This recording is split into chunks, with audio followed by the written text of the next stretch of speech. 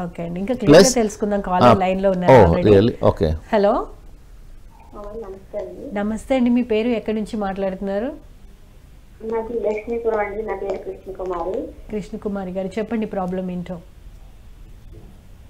మాట్లాడండి. వారికి thyroid heart ఎక్కువగా ఆవిర్పడుతుందండి.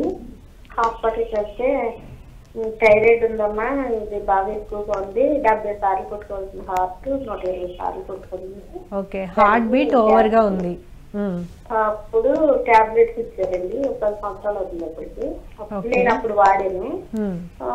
క్రమంగా నేను టాబ్లెట్ వాడకూడదు, నేను ఇంకేమైనా నాకు భయం లేదు, ఏమైతే అవుతాను అని ఒక నమ్మకం బట్టి అలా ఉండిపోతే ఇప్పుడు ఎప్పుడు సంతోషంగా ఉండాలని ఏదో నాకు తెలిసింది, నాకు చేతనైనట్టుగా హుషారుగా ఉండాలనే ప్రయత్నంతో ఉంటానంట. అయితే ఏంటంటే ఇప్పుడు ఏది తేడా వచ్చినా థైరాయిడ్ చూపించుకో, టెస్ట్ చేయించమంటారు, ఏది చేయించుకోను.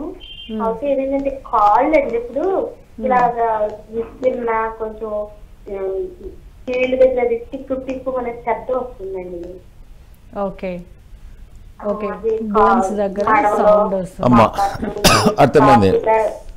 శబ్దం. ఫస్ట్ థింగ్ మీరు ఏం చేయమ్మా, థైరాయిడ్ టెస్ట్ చేయకున్నా కానీ మీరు ఈ రోజు థైరాయిడ్ ఎక్సర్సైజ్ చేయండి. ఇలా ప్రతిరోజు థైరాయిడ్ ఎక్సర్సైజ్ చేయండి.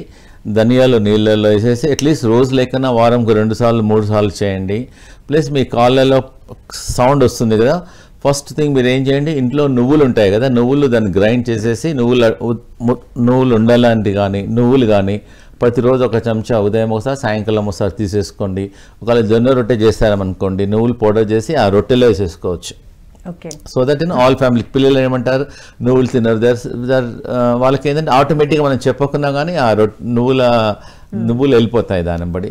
ప్లస్ మీ మోకాల్ ప్రాబ్లం గురించి ఏమో అవిసెలు అంటారు, ఇంగ్లీష్లో ఫ్లెక్స్ సీడ్ అంటారు. దానిలో omega-3 ఉంటుంది, omega-6 ఉంటుంది, దానిలో ఆయిల్ ఉంటుంది. ప్రతిరోజు ఒక చెంచా అవిసెలను ఇలా కొంచెం ఇలా రఫ్గా మనం ఇలాచీలు ఇలా దంచేసేసి ఉదయం ఒక చెంచా సాయంత్రం ఒక చెంచా మీరు అవిసెలు తీసేసుకోండి. ప్లస్ చెప్పులు లేకుండా నడవడానికి ప్రయత్నం చేయండి, కొంచెం ఎక్సర్సైజ్ చేయండి. ప్లస్ నూనె మారుస్తూ ఉండండి, ఒకటే నూనె వాడొద్దు కంటిన్యూస్గా. ఇంట్లో ఒక వారం ఒక నూనె, ఒక వారం ఒక నూనె, ఒక వారం ఒక నూనె, ఒక వారం మారుస్తూ ఉండండి.